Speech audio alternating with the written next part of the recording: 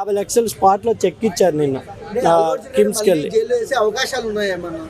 అదే వాళ్ళు ఆల్రెడీ నిన్న పవన్ కళ్యాణ్ గారితో కలిసారు కదా ప్రొడ్యూసర్స్ అందరూ.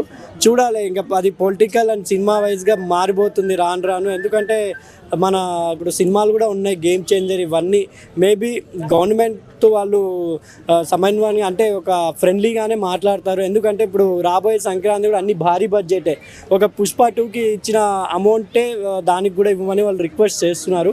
ఈ ఇష్యూ వల్ల ఆపడం జరిగింది కాబట్టి చూడాలి. అల్లు అర్జున్ గారికి మంచి జరగాలని కోరుకుంటున్నాం. ఎందుకంటే ప్రాణం అయితే మళ్ళీ తిరిగి రాదు. వాళ్ళు అంతా స్పందించారు.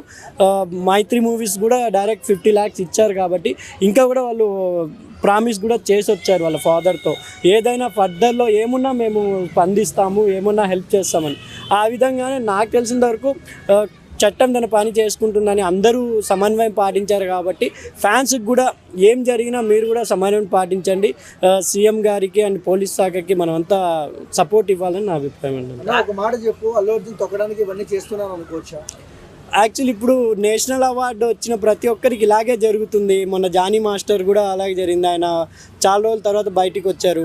ఇప్పుడు చూడాలి, ఎందుకంటే ఇది ఇండస్ట్రీయా లేకపోతే పాలిటిక్సా చూడాలి. ఎందుకంటే రేవంత్ రెడ్డి గారు కూడా చిన్న స్థాయి నుంచి వచ్చిన ఇంత పెద్ద స్థాయికి ఎదిగారు కాబట్టి ఆయనకు కూడా అర్థమవుతుంది. కాబట్టి ఎవరు ఏ స్థాయిలో ఉన్నారు కొంచెం వాళ్ళ తరఫున లాయర్స్ కూడా ఉంటారు కాబట్టి చట్టం తన పని చేసుకుంటుందని అన్నారు కాబట్టి వాళ్ళు కూడా సమానంగా చూడాలి, వేచి చూడాలని నా అభిప్రాయం అండి.